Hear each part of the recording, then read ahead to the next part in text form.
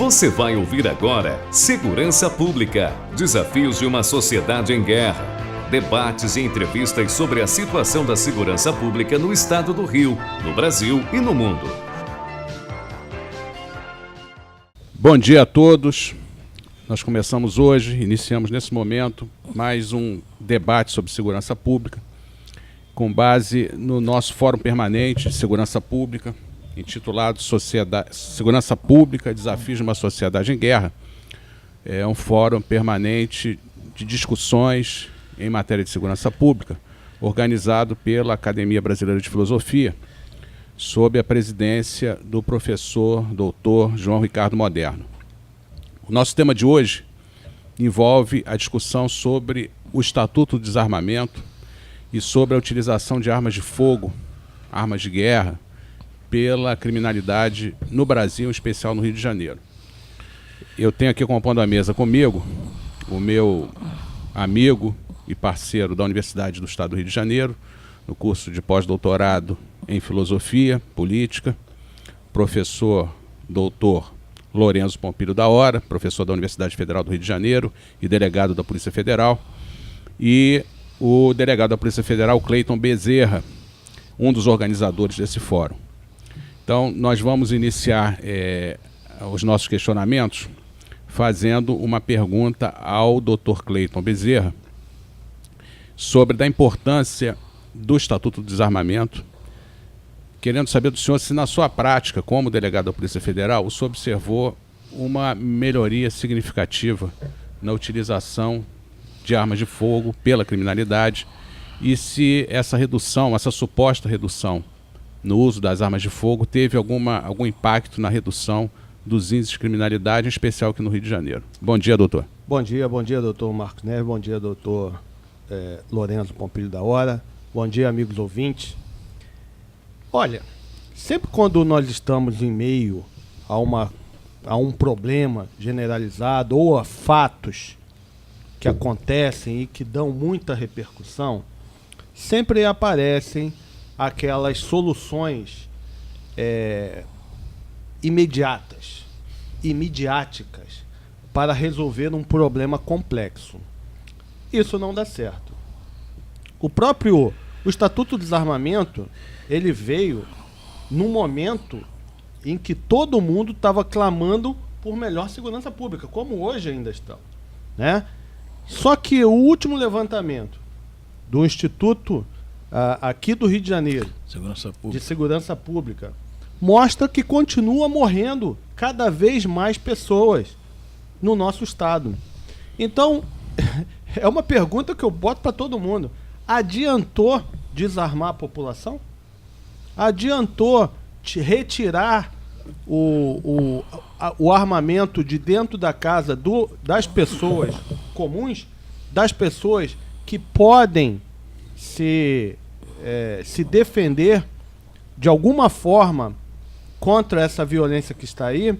Eu não estou defendendo o uso generalizado, tá, de arma em qualquer momento, em qualquer situação. Não estou defendendo isso, não. Eu acho que a pessoa tem que ter um critério, tem que ser avaliada, o Estado tem que ter mecanismos para avaliar se essa pessoa tem capacidade psicológica de ter um armamento. Agora, no meu entender, esse Estatuto de Desarmamento foi um tiro no pé. Ele não resolveu a questão. Bem, pelas colocações feitas pelo Dr. Cleiton, nós podemos, ou pelo menos discutir essa possibilidade de que a lei que trata do desarmamento, a Lei 10.826, pode ter sido uma demagogia para dar uma resposta midiática ao grande problema que a gente vive hoje em matéria de segurança pública. Eu tive notícias na segunda-feira de que um grupo armado com armamento de guerra, fuzis, praticaram arrastão em frente ao Cefap, ao Centro de Formação de Praças da Polícia Militar, 9 horas da noite. Eu imagino que o Cefap deva ter aquartelados pelo menos 50 policiais, que é um centro de formação. Lá eles guardam uma grande quantidade de armamento, de munição, Então eu acredito que a Polícia Militar tenha pelo menos 50 policiais dentro do Cefap. E a reação foi nenhuma. Hoje nós vivemos uma situação muito grave na segurança pública do Rio de Janeiro, exatamente pela quantidade imensa de armas de guerra que estão à disposição do crime organizado. Ou seja, o Estatuto do Desarmamento não atingiu seu fim, a sua finalidade, seu elemento teleológico, porque faltou, no meu entendimento, objetividade no trabalho das polícias, direcionando a persecução penal para apreensão de armas e prisão de pessoas envolvidas com contrabando de armas. O criminoso não está preocupado em comprar arma na loja da esquina. O objetivo dele é dispor de uma arma de fogo, que inclusive nem é comercializada no Brasil, essas armas são contrabandeadas. E então, na realidade, o Estatuto do Desarmamento causou um prejuízo à segurança pública do Rio de Janeiro, no Brasil de uma forma geral. E eu passo a pergunta agora ao doutor Lorenzo, delegado também da Polícia Federal, um delegado experiente no combate às organizações criminosas aqui no Rio de Janeiro. Doutor Lorenzo, o Estatuto de Desarmamento foi uma demagogia ou o senhor acha que o Estatuto produziu algum efeito positivo para a segurança pública no Brasil e no Rio de Janeiro em especial? Bom dia, meu amigo, parceiro Marcos Neves. É um prazer estar aqui contigo novamente nesse Fórum de Segurança, esse trabalho idealizado, estruturado também pelo Dr. Cleiton, grande amigo também, e que me faz, né, resgatar esse meu lado policial. Nós estamos hoje numa realidade a nível Brasil e Rio de Janeiro alarmante. Nós temos levantamentos que mostram que a cada 10 casos de assassinato no mundo, um ocorre no Brasil. Nós temos nesses levantamentos a ideia de que a maioria dos homicídios, né, são de vítimas por disparos de arma de fogo. Esse tipo de armamento alimenta um mórbido indicador, né? Em média, morre 116 pessoas por dia no Brasil, por algum tipo de disparos. Cerca de 4,8 óbitos por hora, ou mais de um carandiru a cada 24 horas. Então, essa semana nós tivemos os índices que nós vamos debater aqui, divulgados pelo Instituto de Segurança Pública, né, que nos dão uma visão que pode corroborar o que fala o Dr. Cleiton e que você endossa, que o Instituto de Desarmamento ele fracassou na sua meta. Mas eu procuro também, né, pontuar que a gente sempre diz que as coisas não têm uma só razão, né? Nessa semana nós vimos na mídia, né, eu vejo toda hora, o nosso grupo de palestras me mandam vídeos, né, de menores em comunidade ostentando armas, né? Não é só olhar, de repente, a questão do Estatuto de Desarmamento. É estatístico que nos primeiros anos, né, de vigor dessa lei, que como falou muito bem o Dr. Cleiton, você tinha que adotar essa postura, você tinha que normatizar essa questão, você tinha que, por uma ótica, por um viés de construção, desarmar o cidadão, né? Nós tivemos, sim, uma redução de homicídios, né? Nós estivemos pesquisando e verificamos isso. Mas hoje nós verificamos também que existem muitas armas. Eu vou dizer uma coisa aos senhores: essas armas não são extraviadas de batalhões, né, ou isso é representativo para esses jovens. Essas armas entram aqui, oriundas do Paraguai e de outras fontes. A gente fala até das Farc, agora colombianas. Até vi uma notícia essa semana que as Farc viriam aqui para o Rio de Janeiro treinar os nossos traficantes, né? Então, numa correspondência com essa questão do Estatuto dos Armamentos, uma revisão, torná-lo mais rígido seria a questão, né? Deveríamos, por exemplo, também olhar o Estatuto da Criança e do Adolescente, porque o que nós estamos vendo hoje são menores com armamento muito potente.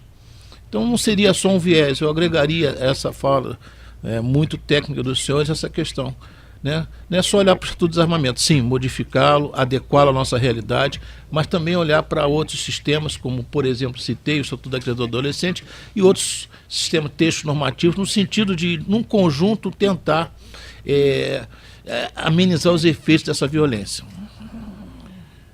O senhor fez uma colocação aqui que me despertou um questionamento interessante. Eu, antes de ingressar na Polícia Civil do Rio de Janeiro, eu fui oficial de Marinha.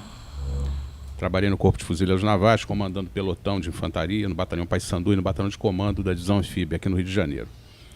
E depois eu fiz um curso de polícia, fui trabalhar na Polícia da Marinha, e uma das missões que eu tinha era a captura de militares possivelmente envolvidos com crime. E ocorriam alguns casos, de membros do Corpo de Fuzileiros Navais que eram contratados pelo tráfico para dar instrução de uso de armamento e técnicas de guerrilha.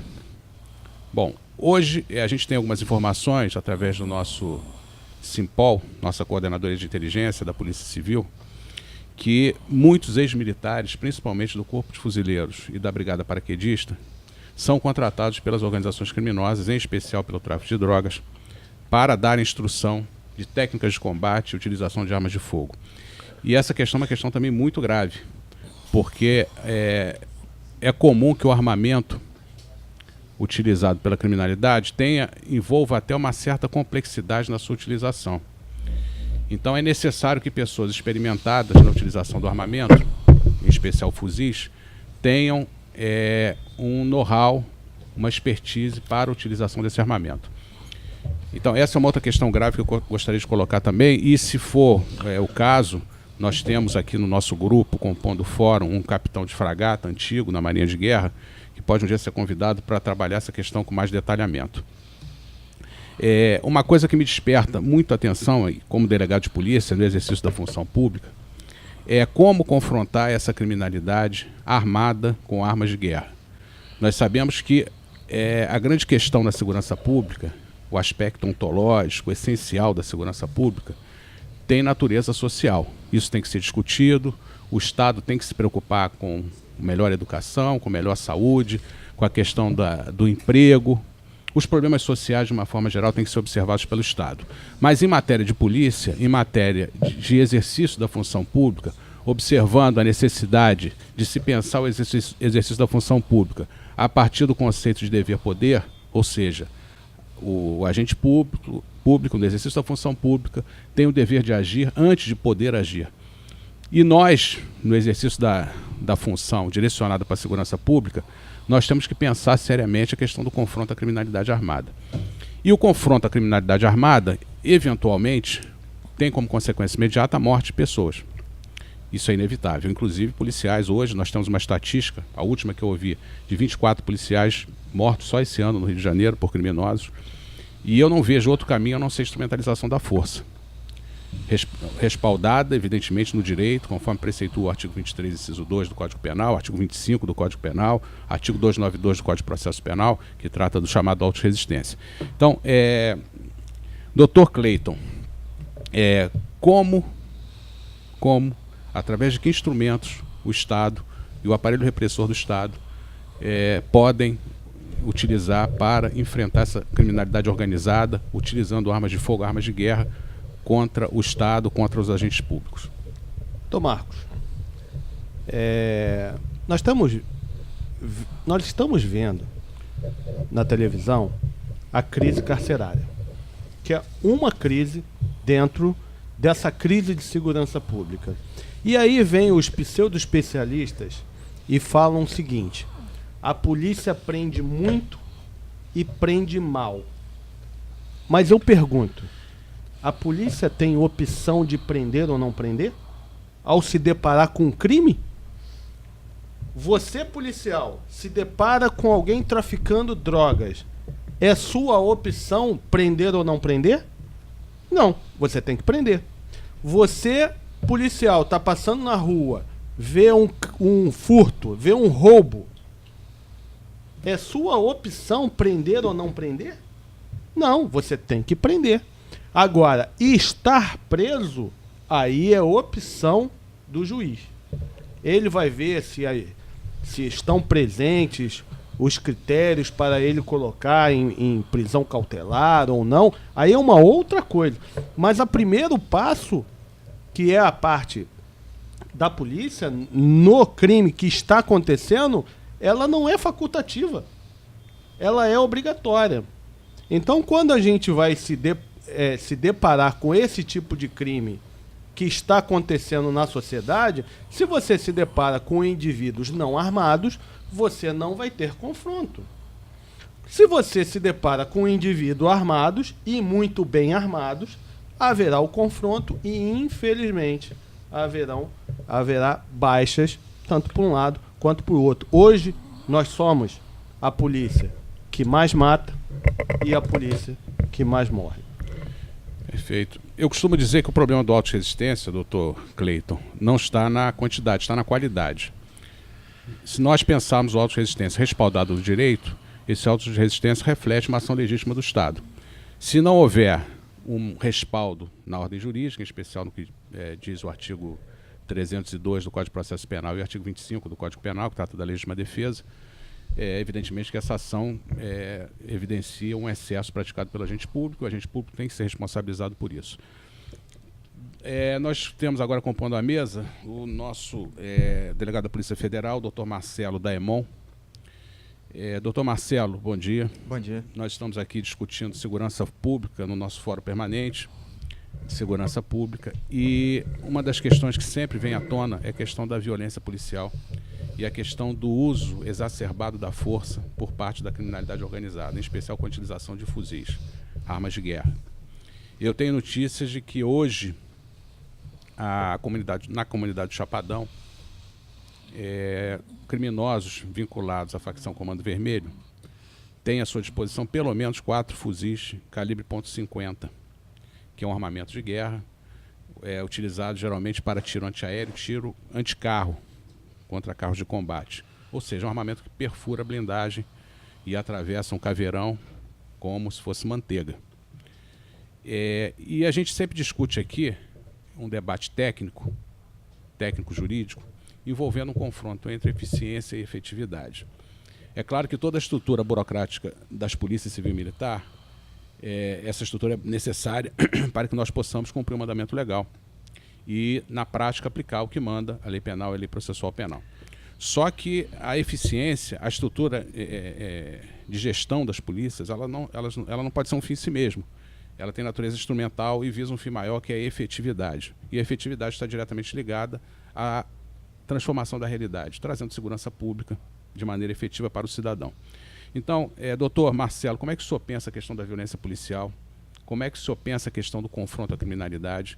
E, no seu entendimento, com base na sua experiência como delegado da Polícia Federal, como o senhor entende a postura do Estado no sentido de promover uma segurança pública mais agressiva e mais incisiva no combate a essas organizações criminosas, em especial o tráfico de drogas? Bom dia, doutor Marcos Neves, bom dia, doutor Lorenzo, bom dia, doutor Cleiton. A questão é bastante interessante porque ela pode ser basicamente abordada sob 2 pontos de vista. Primeiro, nós tínhamos que pensar o seguinte: nós temos uma das legislações mais restritivas em termos de aquisição e porte de arma de fogo. E nós temos um índice expressivo, extremamente alto, de mortes por arma de fogo. Então existe alguma coisa errada. Hoje se fala muito que a guerra às drogas não funcionou, mas também a proibição ao porte de armas também não funcionou, né? A proibição à aquisição de armas também não funcionou. Mas aí nós vamos pensar pelo seguinte: é porque a proibição em si ela não alcança resultados, ou é porque o Estado brasileiro ele é ineficiente em fazer praticamente tudo a que ele se propõe? Quando houve agora, só fazendo um gancho para poder responder, quando houve agora o julgamento do habeas corpus acerca da prisão em segunda instância, a execução provisória da pena, um dos votos mais interessantes foi o do ministro Gilmar Mendes, em que ele colocou que o problema hoje de nós termos no Brasil cerca de 60 mil homicídios anuais, né, superando em muito, por exemplo, os Estados Unidos, que tem uma população bem maior que a nossa, com cerca de 12 mil homicídios anuais, o problema não pode ser visto como um problema exclusivamente da polícia. Porque o que acontece? Nós vemos hoje que, quando se fala em segurança pública, se diz assim: a polícia não funciona, né? Isso vem de vários setores da sociedade e vem também do Judiciário e do Ministério Público, né? Mas como é que a polícia sozinha, que não tem um fim em si mesma, ela vai ser eficiente em uma repressão sem o apoio também de outros órgãos?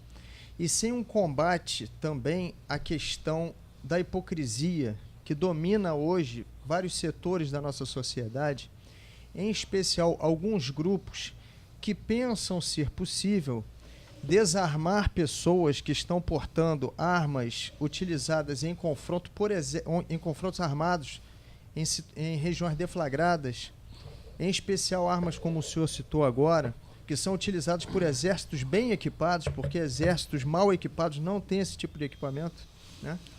Exércitos bem equipados. Como é que vai ser possível desarmar essas pessoas se nós efetivamente não tivermos mecanismos que assegurem segurança jurídica para o policial que está na ponta da linha, enfrentando essa criminalidade, que é uma criminalidade que não se entrega, é uma criminalidade que confronta, até porque a grande maioria deles também utiliza substâncias ilícitas, e quando enfrentam a polícia não pretendem se entregar, atiram de fato para matar, né?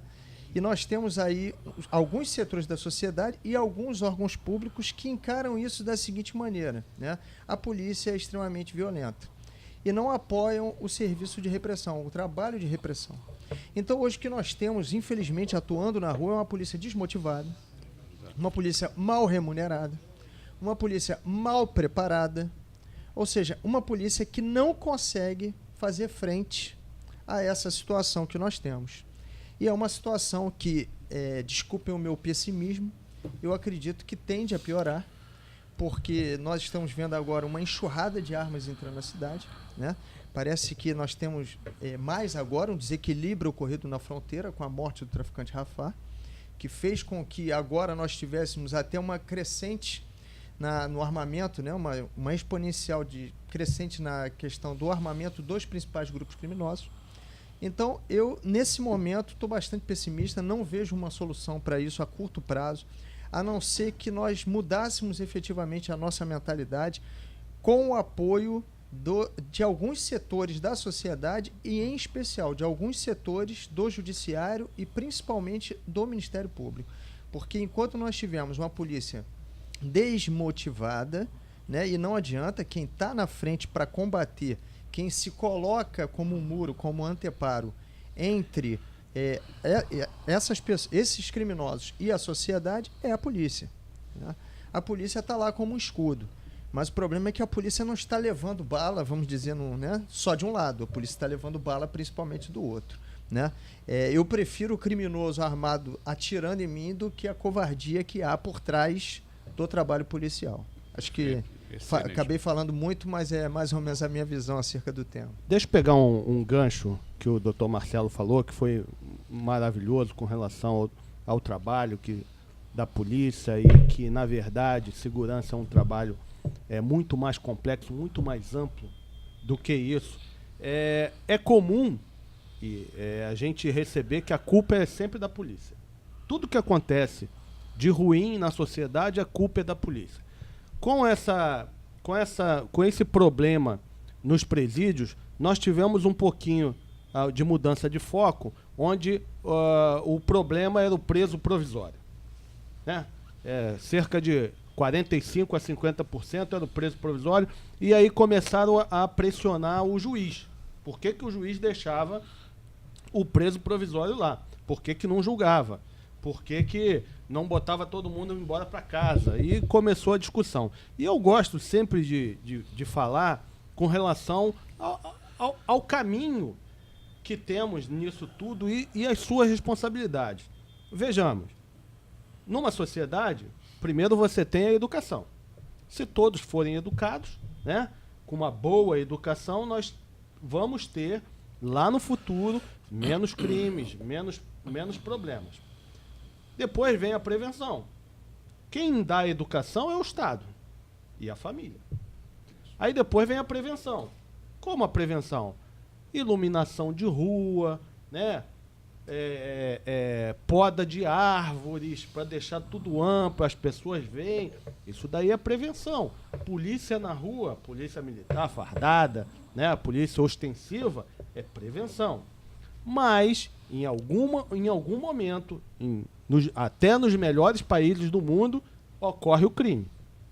A partir do momento que ocorre o crime, aí entra o trabalho da polícia judiciária, que é a polícia de investigação. Aí ela vai investigar. Ela investigando, o fruto do seu trabalho vai ser encaminhado ao órgão persecutor, que é o Ministério Público aqui no Brasil, que vai entrar com ação para condenar esse indivíduo. Dada essa etapa vem o julgamento. Depois do julgamento, vem, às vezes, a condenação. A condenação a uma pena que pode ser uma pena restritiva de liberdade, um encarceramento ou algum outro tipo de pena, né? Prisão domiciliar, restritiva de direitos e por aí vai. E depois vem a ressocialização. Então, nós temos tantas pessoas envolvidas, tantos entes envolvidos, o Estado, a educação, né? a polícia, o Ministério Público, o Judiciário, a Secretaria de Penitenciária. E quando acontece algum problema, a culpa é da polícia. Mas a polícia é um elemento nessa engrenagem toda. E agora, a gente começa a ver algumas pessoas já falando em outros culpados, né? Outros culpados, né? Que nesse caso seria o próprio judiciário com os presos provisórios. Mas não adianta procurar um culpado. Nós não podemos culpar o judiciário, culpar o Ministério Público, culpar a polícia. Nós temos que culpar o Estado como um todo, porque o Ministério Público é Estado, a polícia é Estado, o judiciário é Estado. Então nós, como sociedade, temos que cobrar do Estado melhoria na segurança pública. Perfeito. Suas colocações foram muito precisas e fizeram uma abordagem sistemática da questão da segurança pública. Um tema que o doutor Marcelo tocou, que é muito relevante, envolve uma expressão que o senhor usou. O senhor disse que a nossa sociedade, em certo aspecto, é hipócrita. Ou seja, deseja uma polícia eficiente e efetiva, mas, ao mesmo tempo, quando a polícia faz o seu papel, determinados grupos organizados dentro da sociedade civil se colocam contra a ação policial, contra a violência policial, utilizando determinados chavões que, na prática, perdem até o sentido. Doutor Lourenço, uma pergunta para o senhor, que é professor universitário, convive com os seus alunos que frequentam a Universidade Federal do Rio de Janeiro, alunos oriundos das mais diversas camadas sociais da nossa sociedade. Como é que o senhor encara essa colocação do doutor Marcelo com relação a essa expressão sociedade hipócrita? A nossa sociedade é hipócrita ou não? Eu vou me reportar uma cena naquele filme Tropa de Elite, né? Felizmente, na faculdade da Universidade Federal, no curso de Direito, não vou falar pelos outros cursos, o que eu observo, pelo menos quando eu chego lá e tento estacionar meu carrinho velho, são carros muito bonitos. Então são pessoas que estudaram em bons colégios. Hoje que eu começo a perceber nos últimos 2, 3 anos, né, esses regimes de cotas, algumas alterações, mas ainda muito insignificantes. Então eu convivo com a casta ali, eu dou aula para a casta, né? E esse grupo ele não tem, até por conta da sua história de vida, né, uma convivência com a realidade, né? Eles vivem no outro mundo. As estatísticas mostram para a gente, as estatísticas desse ano, recentemente, do INSPE, e por isso essa imagem que fiz e sustenta esse discurso, onde nós também temos que fazer o meia-culpa, que, por exemplo, em 2015, 645 pessoas morreram em confronto com policiais. No ano passado, 2016, 920, que é um aumento substancial, e certamente esse ano esse número vai ser mais elevado. Principalmente pelo que nós estamos vendo aí, como colocou muito bem o doutor Marcelo Daimon, que também é professor, né? Essas armas que podem, né, ser oriundas lá das Farc e da morte desse traficante que eu conheço há muitos anos, né, o Arafat. Que velocidade que esse cidadão pegou, né? Mas, por outro lado, a gente vê que, de repente, a solução não é o confronto. Às vezes não tem jeito, não tem como evitar. Mas a gente observa os nossos sistemas, a tecnologia que nós temos, e nós não temos um cadastro de armas, né? Nós não temos um trabalho de inteligência ali focado para essa questão. O Marcelo fala que essas armas são lá desse fato que foi a morte do Arafat, né? desse universo. Alguns falam que os soldados das Farc estão vindo para o Brasil, do Rio de Janeiro específico, treinar traficantes. Mas que base empírica a gente, né? O que nós temos são informações de jornal. Então, que trabalho que foi feito nesse sentido? E a consequência, quem paga, somos nós policiais, e principalmente o policial da ponta. Que não existe o instrumental, existe a tecnologia, mas essa tecnologia, por questões que nós observamos hoje nos jornais, né, não tem dinheiro para pagar a polícia, não atende a ponta que é o policial. E o que acaba acontecendo? Essa estatística de 26 policiais mortos até então, nesse ano de 2017. E muitos jovens mortos, né, porque estão realmente portando armas de fogo, armas gigantes de calibre representativo, né, nesses confrontos que tem com a polícia. Doutor Marcelo, o senhor usou essa expressão sociedade hipócrita. O doutor Lourenço fez uma abordagem da sua experiência como professor, dizendo que a maior parte de seus alunos é oriunda de uma classe privilegiada da nossa sociedade. Isso na Faculdade Nacional de Direito, senhor, desculpe. Sim. Eu já dei aula em outras faculdades, né? E o Marcelo na UFRJ, em especial na UFRJ, Universidade Federal do Rio de Janeiro. E uma coisa que também me chama muita atenção na minha experiência como delegado de polícia, eu sou delegado de polícia no estado do Rio de Janeiro, já há quase 28 anos, é a questão da mídia. Eu no outro dia observei, tem 3 semanas atrás, um criminoso do Complexo do Alemão foi morto em confronto com policiais militares do GAT, se não me engano, do 16º Batalhão.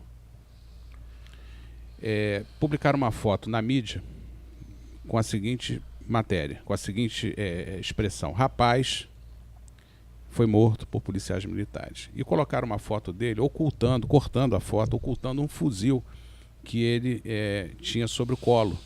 Aquela foto inicialmente foi tirada numa festa de criminosos da facção Comando Vermelho, e ele, na hora da fotografia, tinha um fuzil no seu colo. Quando os jornais publicaram a foto, cortaram o fuzil, colocaram só a imagem do pescoço para cima, chamando o criminoso de rapaz. Então, essas declarações, essas expressões usadas pela mídia, têm um efeito simbólico muito grande, em certo aspecto pedagógico, tem uma influência grande no inconsciente coletivo. E a própria sociedade acaba reagindo de forma negativa contra a ação policial, inconscientemente. Então, como é que o senhor percebe a questão da mídia nessa relação com a atividade policial? Eu vou pegar um gancho aqui também e rapidamente falar aproveitar o que o Dr. Lourenço falou.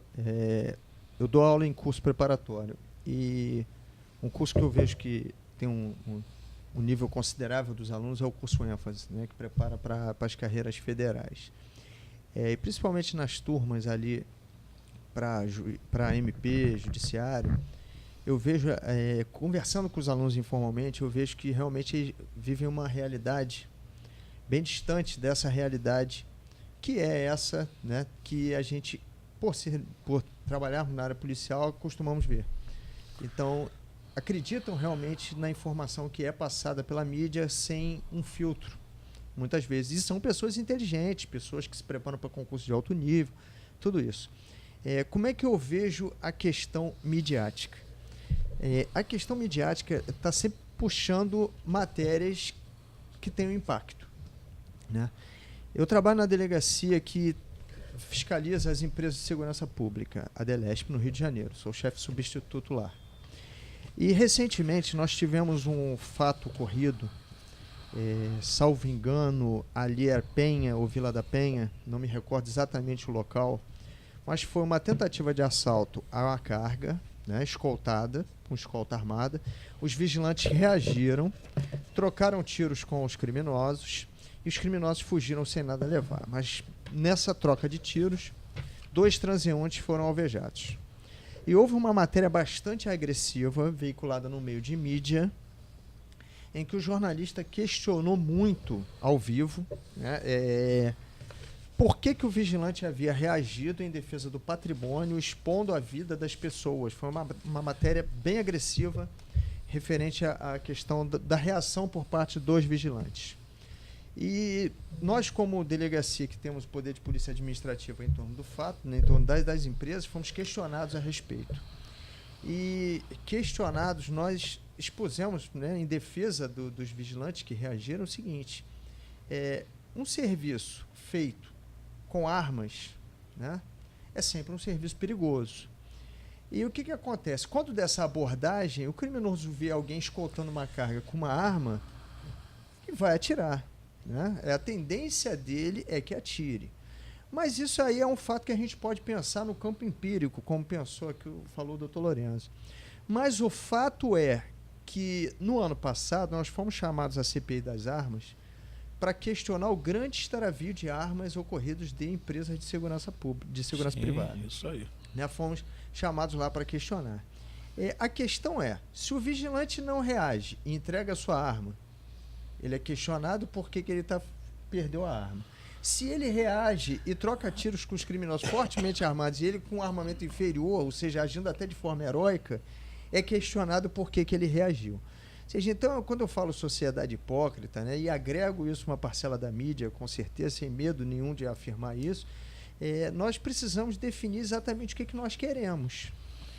Porque ou a gente quer, né, um serviço, ou nós queremos um serviço que funcione, que seja eficiente, apesar dos riscos que esse serviço vai trazer, porque o confronto não começou com o profissional da segurança privada, nem começa com o profissional da segurança pública. O confronto começa com o criminoso, aqui que está à margem da lei, né, agindo dessa forma. Tá?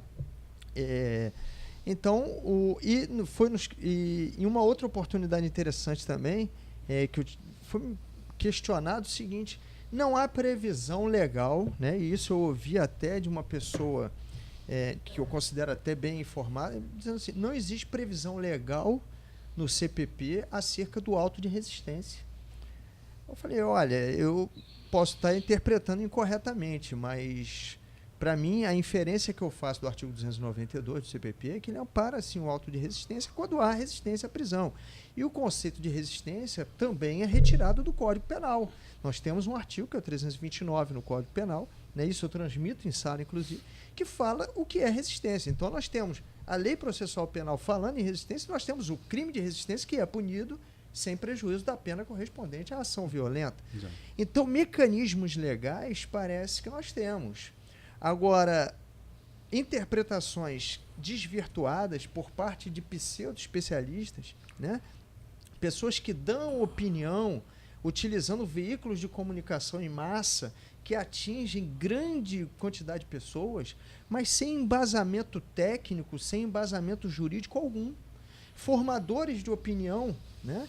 E que, ao invés de privilegiarem a informação, privilegiam o factoide, uma criação de um fato. Isso contribui também em uma sociedade como a nossa, que não filtra, né? Que absorve tudo que o meio de mídia passa, não filtra, mesmo as pessoas mais cultas, mais inteligentes, por vezes não filtram. Isso faz com que nós acabemos gerando um pensamento de massa. E esse pensamento de massa, hoje, ele é totalmente contrário à polícia, né? Totalmente contrário. E se coloca, então, a polícia numa função demonizada, né? Não estou falando que não existam maus policiais, que esses maus policiais não têm que ser punidos de forma exemplar. Mas querer generalizar...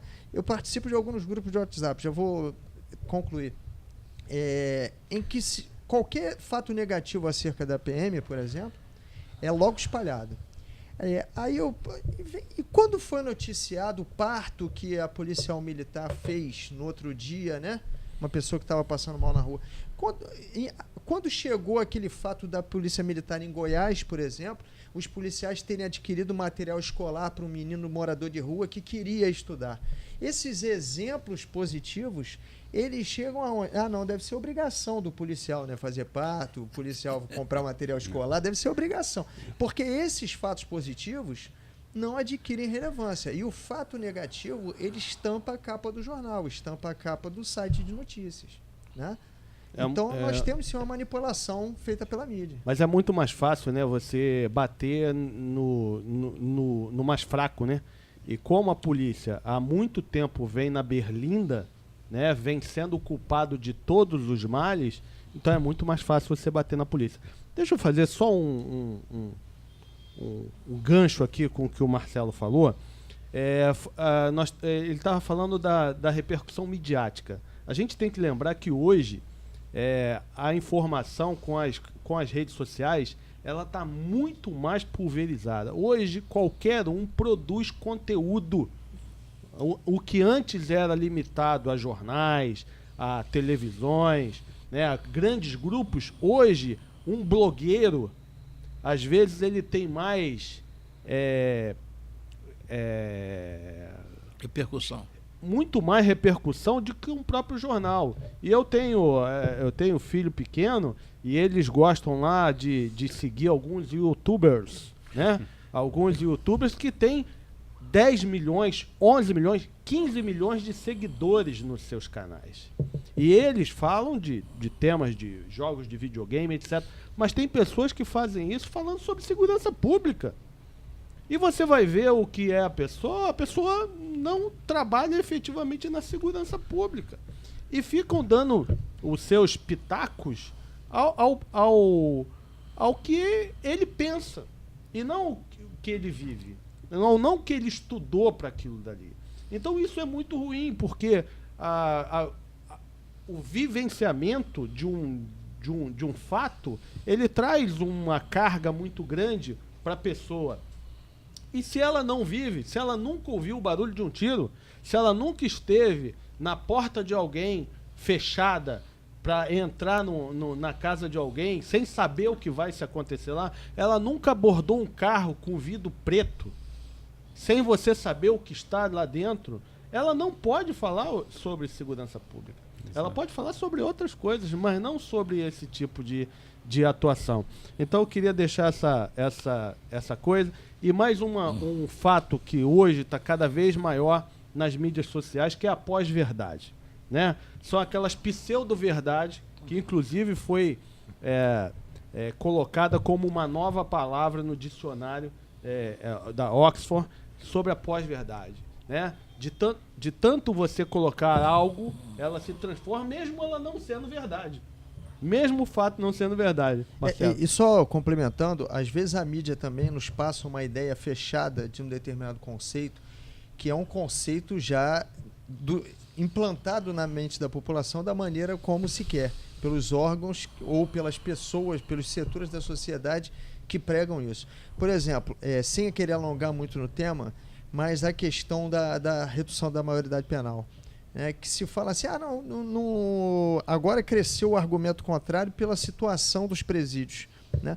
Mas veja como é que a discussão ela é completamente desvirtuada, porque a situação dos presídios em nada tem a ver com a questão da maioridade penal na idade A, B ou C. Qualquer um que tem um conhecimento rudimentar de direito penal consegue compreender que para a imputação, ou seja, para a aplicação da pena, para que o indivíduo seja responsável criminalmente, o preceito básico é que ele consiga compreender a sua ação.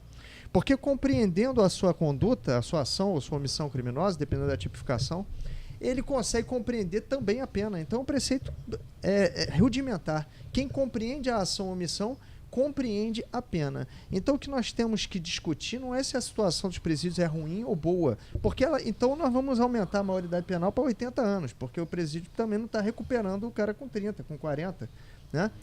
Então, se a questão for debatida neste nível, mas vejam, eu só chamei atenção para isso porque vejo como é que o debate ele é incipiente de qualquer matéria e é um debate muito mais ideológico do que técnico.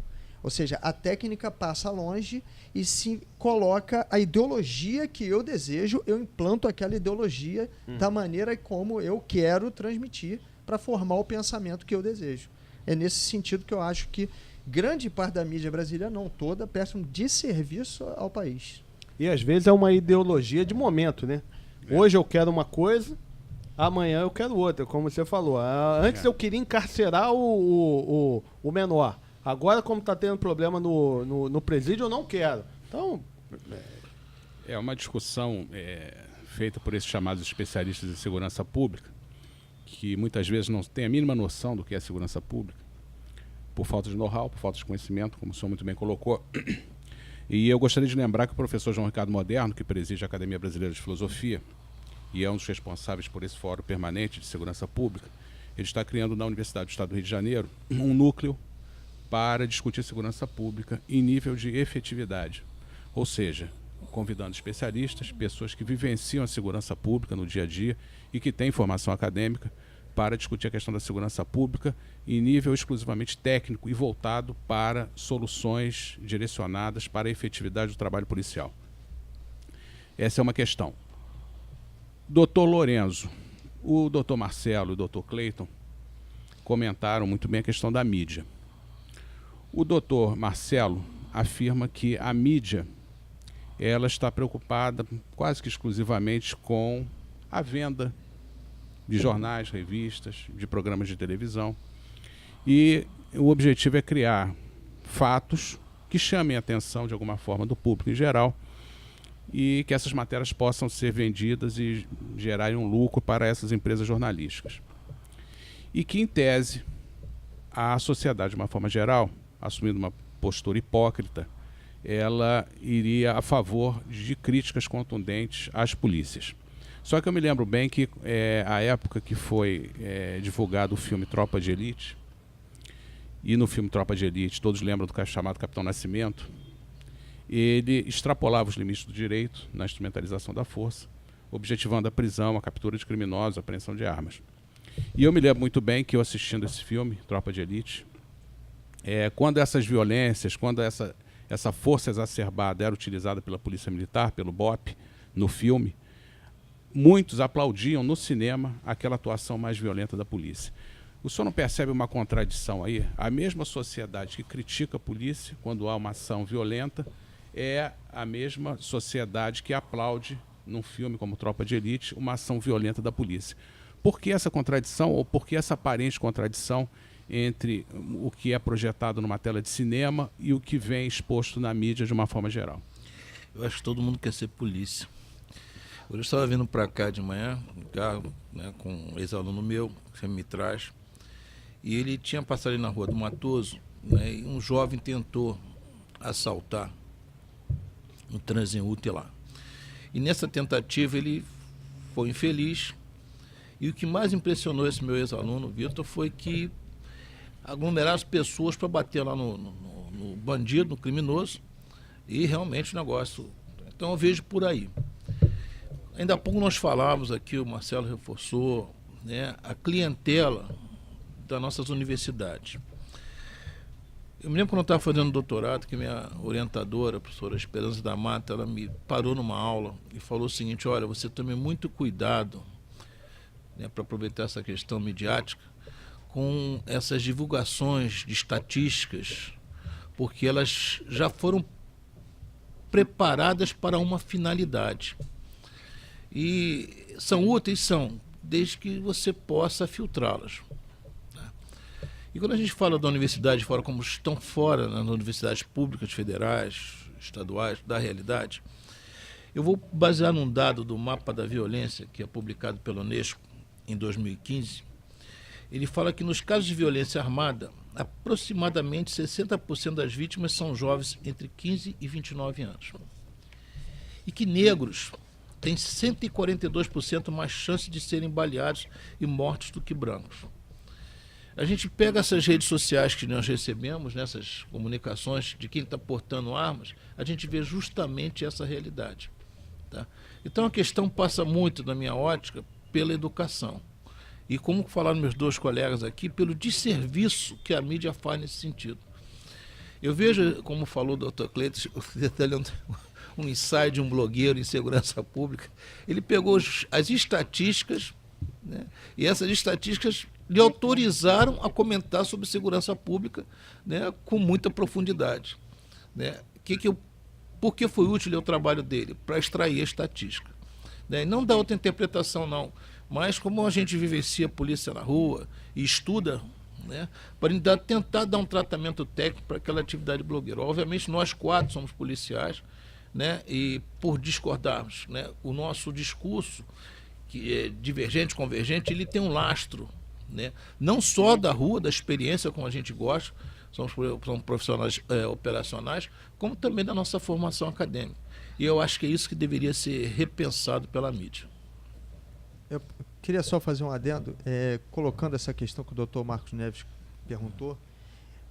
O que eu acho também é que o cidadão realmente, esse que anda na rua, em especial aquele que não tem a segurança provida da maneira como ele gostaria, não tem condições de contratar seguranças pessoais, não tem condições de andar com um veículo blindado, por exemplo, essa pessoa já começou a entender que as coisas passaram do limite, passaram do tolerável.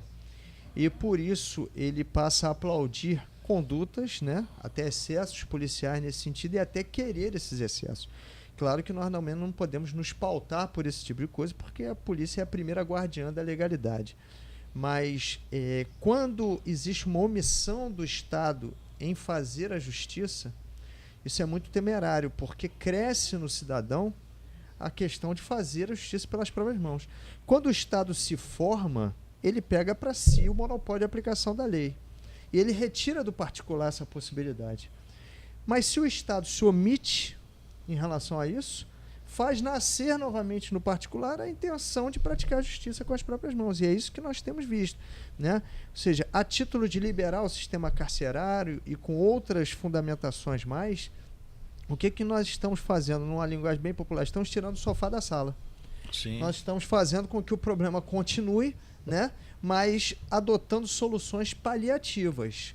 Só que isso, do ponto de vista da vítima, é extremamente nefasto, porque gera a sensação de injustiça. César Beccaria comentava o seguinte, né?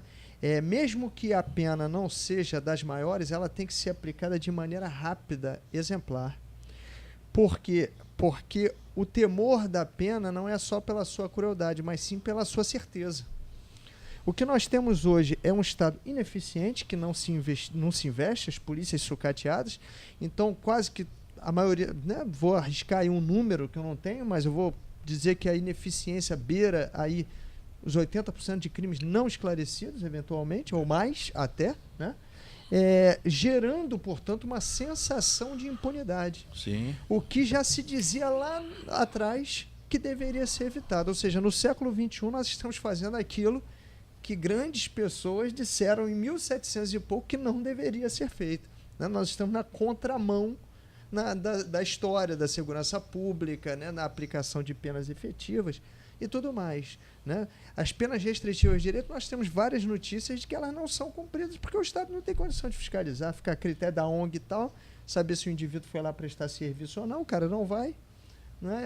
E aí fica por isso mesmo. Às vezes a corrupção também permite que ele não vá.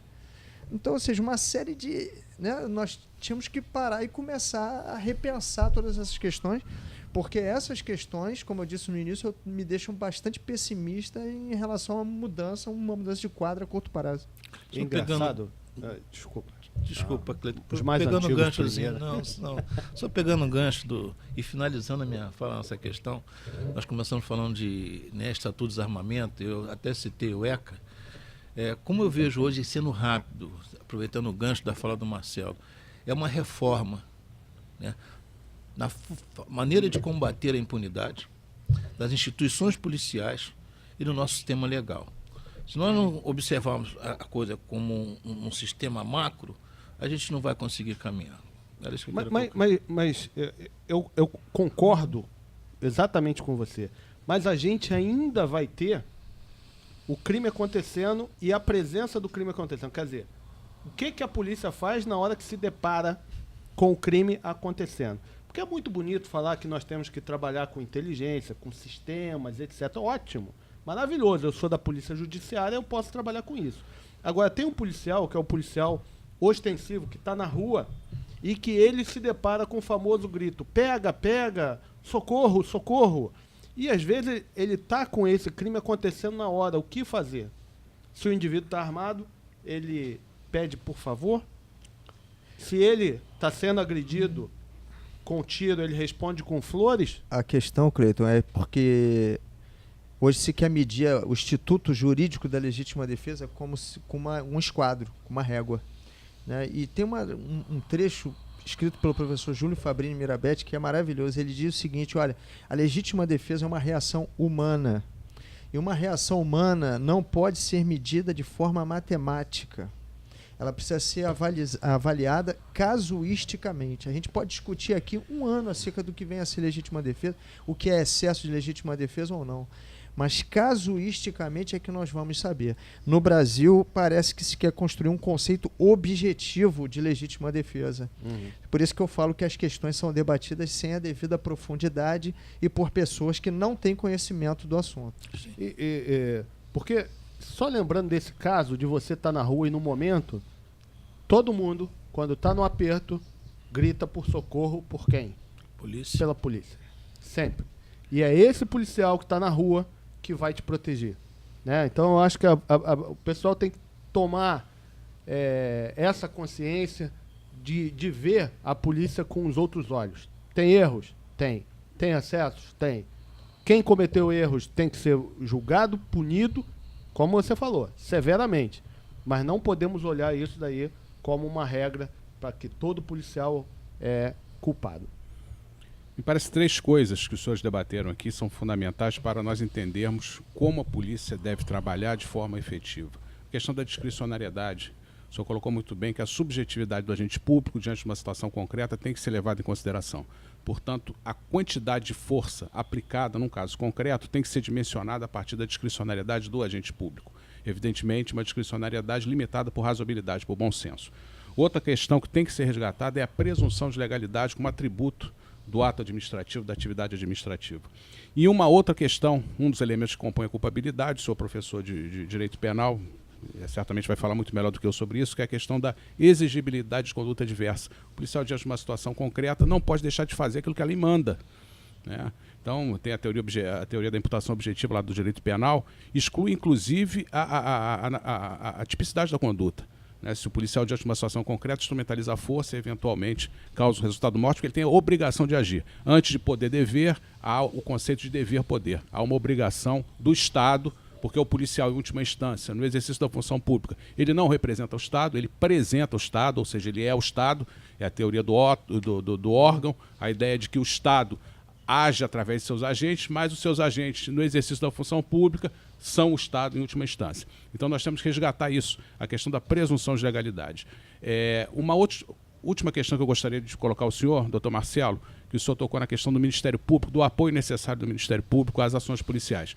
Eu, em 28 anos na Polícia Civil do Rio de Janeiro, e atuando como delegado de polícia, eu sempre tive uma relação muito boa com o Ministério Público, e tive uma experiência muito positiva com o MP no Rio de Janeiro. Tenho amigos promotores de justiça que eu prezo muito e considero excelentes promotores de justiça que sempre apoiaram a ação policial.